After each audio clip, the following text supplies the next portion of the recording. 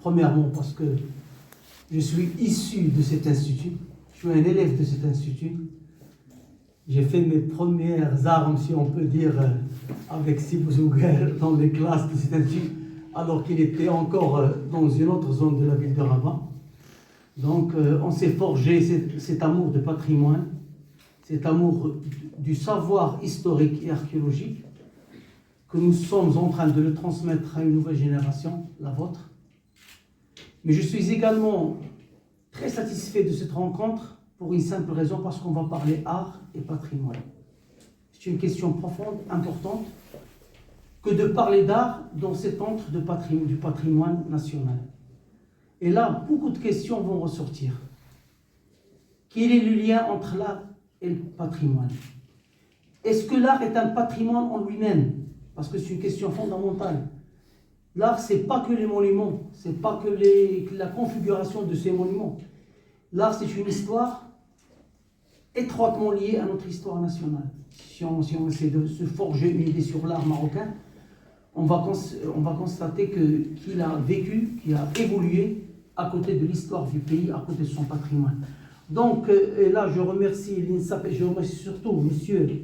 Benani de s'être intéressé à de l'apport important, à de la limite importante entre l'art et la monnaie. Elle a vraiment, dans le temps, à travers l'évolution classique, si on peut dire, des arts, des connaissances, on mettait l'art dans une rubrique, on mettait l'histoire dans une rubrique, chacun travaille dans son petit coin, les gens du patrimoine travaillent dans leur petit coin, les artistes essaient d'inventer des choses, ils avaient ce souci du patrimoine, ils avaient ce souci, on l'a vu avec les Italiens, on l'a vu avec les grands, on a vu qu'ils avaient toujours le patrimoine présent dans leur esprit, mais également dans leurs œuvres. Mais là, vraiment, c'est une première qu'à l'Institut national des sciences de l'archéologie et du patrimoine, qui est vraiment le leader national de la recherche en termes du patrimoine, on s'intéresse à l'art et on le remet dans la place qu'il mérite, c'est-à-dire la place où il est en lien étroit avec le patrimoine. Donc là, vraiment, il faut saluer cette étape. Je suis heureux d'être là, je suis heureux de participer à cette discussion, parce que faire venir une sommité en termes d'art, c'est Afif Benani, dans un lieu où c'est une sommité d'études archéologiques et patrimoniales, c'est vraiment un moment décisif dans notre histoire de culture marocaine.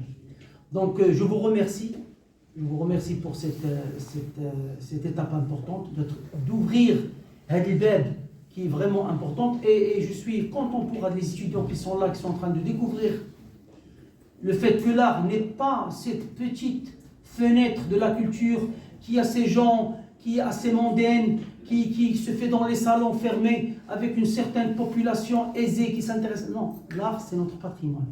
Quand on parle de Chella, quand on parle d'Oudaya, quand on parle des œuvres de Qassim et de Ghorbaoui, c'est la même chose. C'est un patrimoine qu'il faut sauver, qu'il faut mettre en valeur et qu'il faut le présenter au plus large public possible.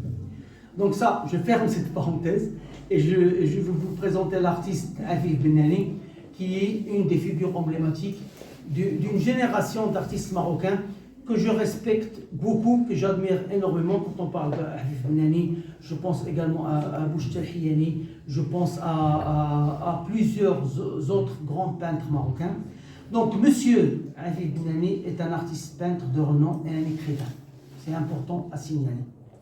Il est auteur notamment de livres sur l'art, dont nous citerons ci-après quelques titres, ainsi que 2 volumes autobiographiques sur son parcours. Les livres, là, ils sont là, vous pouvez les admirer par la suite. Donc, Afif Benani est licencié en sciences économiques. Si j'ai dit une erreur, vous pouvez me corriger. Il a été longtemps directeur de l'organisation des foires et des expositions internationales, comme il a dirigé plusieurs départements commerciaux au sein de l'Office de commercialisation et d'exportation du Maroc. Cofondateur en France avec l'artiste Le Condor du mouvement classique Le Sentimentalisme, il est le vice-président à l'échelle internationale. Il en est le vice-président à l'échelle internationale. Monsieur Benani est aussi membre à vie de la Fédération nationale de la culture française. Il préside depuis les années 1990, le syndicat marocain des arts plastiques et de la photographie.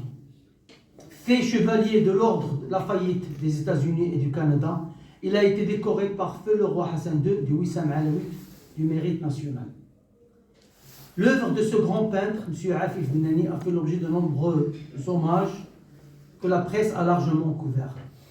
Daniel Couturier, critique d'art et membre de la Société des gens de lettres en France, a dit à ce propos: Benani exprime la force, l'équilibre et la civilisation marocaine en nous interpellant grâce à son expressionnisme personnel.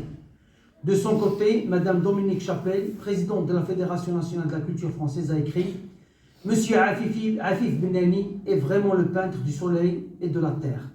Monsieur Afif Benani a surtout peint les Kasbah du sud marocain, un thème qui a beaucoup attiré l'attention des critiques et des visiteurs lors de ses expositions données soit au Maroc ou dans d'autres pays, comme les Émirats arabes unis ou les États-Unis. Certaines de ces toiles ont été choisies par Bari de Maghreb pour illustrer des timbres, et nous avons l'honneur, nous, à Banque Maghreb, d'avoir un certain nombre d'œuvres d'art et de peintures d'Elsi Afif Benani. Parmi les publications qu'il a signées, citons quelques-unes: la peinture du 19e siècle en 1945, parue en 2006, Lexique des arts plastiques, paru en 2010, En égrénant la chapelet de ma vie, préfacée par le professeur universitaire M. Abdelmajid Mejloun, paru en 2019, et Regard, mon parcours artistique, préfacé par Madeleine d'Alphonse-Guiral en 2020. Et je cède la parole à M. Afif Benani pour qu'il étale sa connaissance de ce métier-là, bien sûr de l'art, mais aussi ses liens avec le patrimoine. Merci beaucoup et vous êtes les bienvenus.